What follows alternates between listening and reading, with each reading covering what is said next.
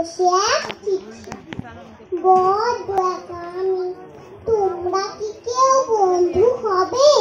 দেবে আমায় হামি, একলা ছিল গাছ, মিঠির চিঠি পেয়ে সে তো করল শুরু নাচ।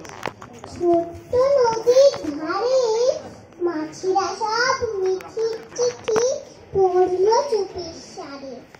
উঠলো নেচে খুব, বন্ধু হয়ে স্রোতের টানে আবার দিল ডুব।